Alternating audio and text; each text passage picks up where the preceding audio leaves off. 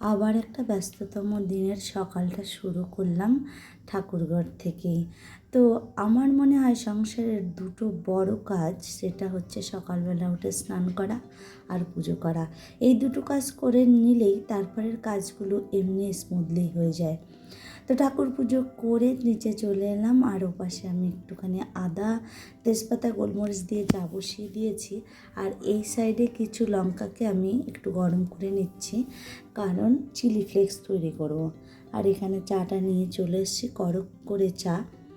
এবার হ্যাপাজাইটলি কাজ করতে শুরু করব। আর এরকমই হয়, মানে আমার না ওইভাবে কাজ করে উঠতে পারি না যে একদম পরপর করে গুছিয়ে কাজ করব, সেটা আমার রেয়ার হয়। তো চা খেতে বসেই আবার এদিকে ময়দাটা মেখে একটু ঢাকা দিয়ে রাখলাম।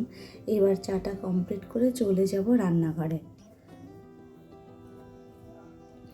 কালকে তো দেখলেনই যে আমি চিলি পনির করবো করে সব কিছু কেটে রাখলেও লাস্টে আর করলাম না, যেহেতু রোলটা নিয়ে এসেছিলো সেটা দিয়ে ডিনার সেরে ফেলেছিলাম।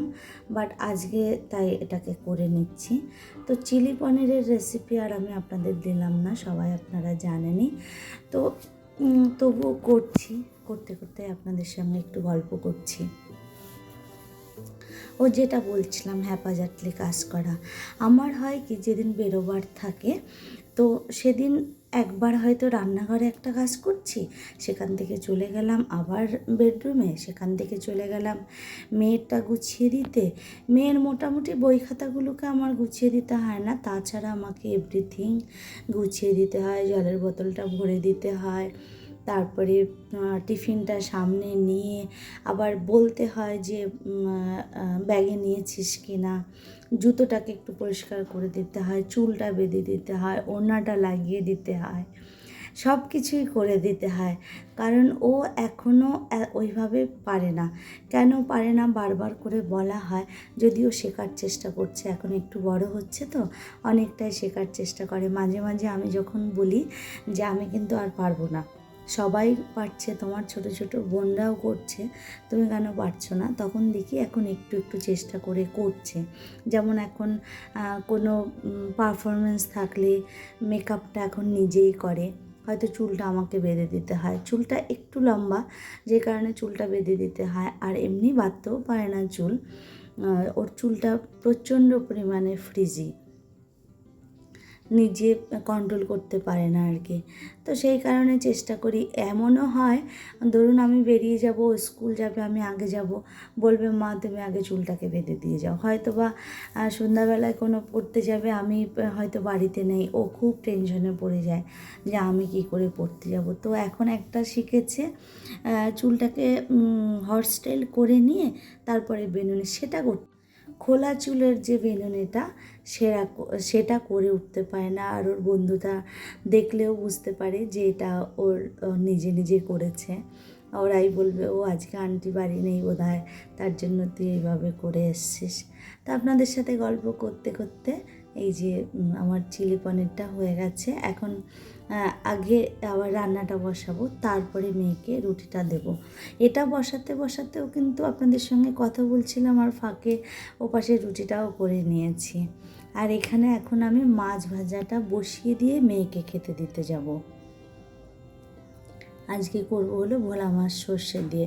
এই ধরনের নরম মাছগুলোকে সর্ষে দিয়ে অথবা পেঁয়াজ দিয়ে একটু ঝাল করলেই বেশি ভালো লাগে। আর দেখুন একসঙ্গে কত কাজ করলাম, ওই পাশে লতিটাও বসিয়ে দিয়েছি। এই যে রুটি আর হচ্ছে চিলি পনির, এটাই এখন মেয়েকে খেতে দেব। আমিও এর সঙ্গে একখানা খেয়ে নেব, কারণ আমি একটুখানি পরে বেরোবো বলে, তাই ওর সঙ্গে যদি এখন একটা না খাই তাহলে পরে আর খাওয়া হবে না। তো আমিও তাই খেয়ে নেব। তো খাওয়া হয়ে গেছে, তখনই হচ্ছে গিয়ে আবার একটা পার্সেল এসছে। এই পার্সেলটা কদিন আগেই আমি অর্ডার করেছিলাম, তো আজকে এলো, তাই রিসিভ করছি। কেমন হয়েছে সেটা চলুন আমি আপনাদের সঙ্গে একটু শেয়ার করছি। মানে প্রিমিয়াম কোয়ালিটি দেখে কিনেছিলাম। এবার দেখাতে নেই, হয় কি আমি এগুলো বুঝে উঠতে পারি না, তার জন্য আমাকে মেয়েও বারণ করে নেবে না, আর ওর বাচ্চাও বারণ করে যে তুমি মার্কেট থেকেই কেনো। তবুও দেখলে পরে একটু লোভ লাগে, তাই অর্ডার করেছিলাম। দেখতে কিন্তু ভীষণ সুন্দর, বাট এখানে একটা সমস্যা আছে, কালারটা এখানে যত ব্রাইট দেখা যাচ্ছে এতটা ব্রাইট কিন্তু না, আর একটু কালারটা লাইট, যেটাকে কিছুটা চিকু কালার টাইপের লাগছিল, কিন্তু মানে নকশাগুলো ভীষণ প্রমিনেন্ট এবং সুন্দর। আর সাথে ছিল একটা ওনার একটা প্লাজো, তো প্রিমিয়াম কোয়ালিটির আমার মনে হলো না, তো আমি এখন এমনি করেই রেখে দেব, তারপরে দেখি ওর বাপি আসুক বাড়িতে, যদি বলে যে ভালো লাগে তাহলে রাখবো, তা নাহলে রিটার্ন করবো। এই রিটার্নের অপশনটাও আমি জানি না, সেই কারণে আমার যত সমস্যা জানেন তো। তো আমি খাওয়া দাওয়া করে রেডি হয়ে গেছি, এখন 12:30 মতন বাজে। আমি যাব এখন আমার কর্মস্থলে। আর রান্না বিশেষ কিছু করিনি, ওই লতিটা করেছিলাম চিংড়ি মাছ দিয়ে, আর তার সাথে হলো বোলা মাছটা করেছি। তা চলুন বেরিয়ে যাই, আর রাস্তায় যেতে যেতে যদি আমি বিশেষ কিছু পাই তবে আমি আপনাদের সঙ্গে শেয়ার করব, আর তা না হলে আবার দেখা হবে বাড়িতে ফিরে। তো আজকে ওর বাপি আমাকে দিতে যাবে, যেহেতু 12:30, তাই ওর বাপি দিতে যেতে পারবে, কারণ এখন তো মর্নিং স্কুল, তিনি আবার পারেন না সবসময় দিয়ে আসতে, আমাকে চলে যেতে। এখনই বেলধারে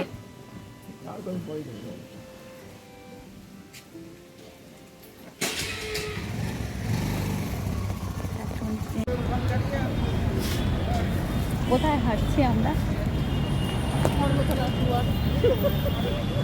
ওই পাশে কি আছে? Art college.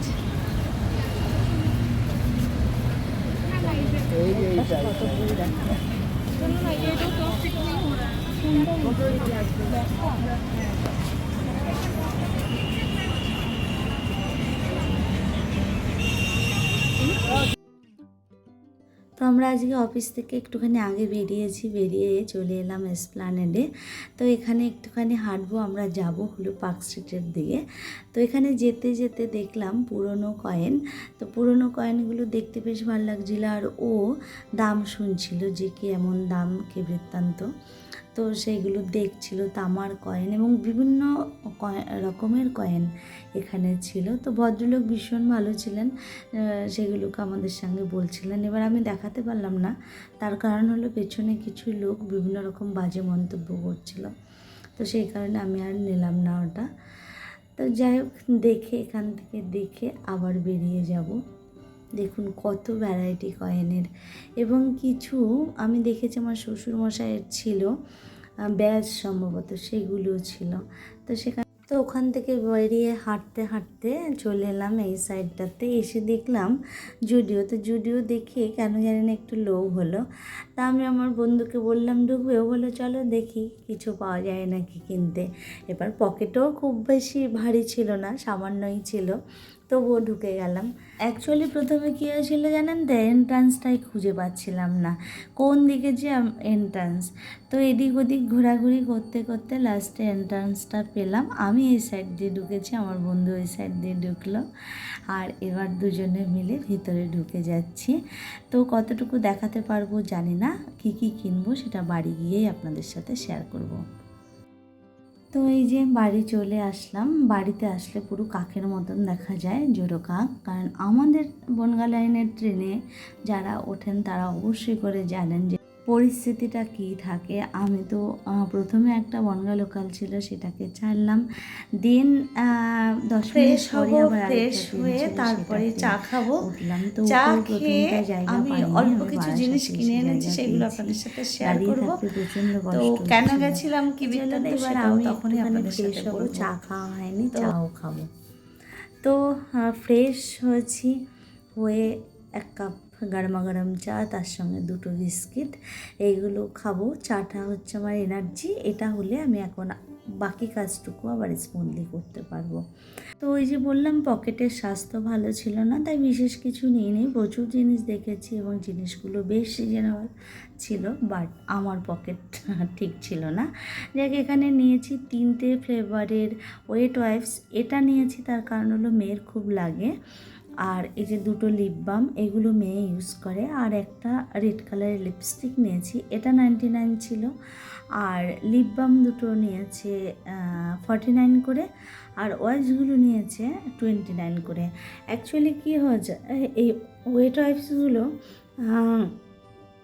মানে কোথাও যাওয়ার জন্য খুব সুবিধা, অল্প অল্প থাকে। আর বড় যে প্যাকেটগুলো হয় সেগুলো মেয়ে ক্যারি করতে পারে না, তো কোথাও গেলে মেকআপ তুলতে খুব অসুবিধা হয়। ও ওয়াইপস দিয়েই বেশিরভাগটা মেকআপটা তোলে।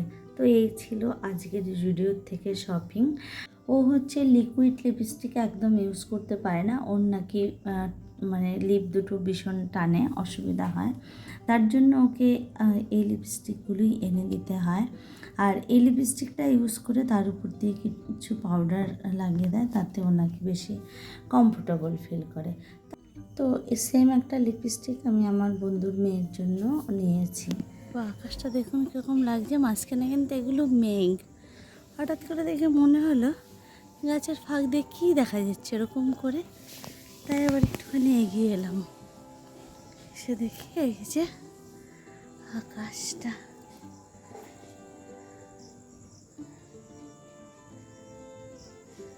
সুন্দর লাগছে দেখুন আকাশটা।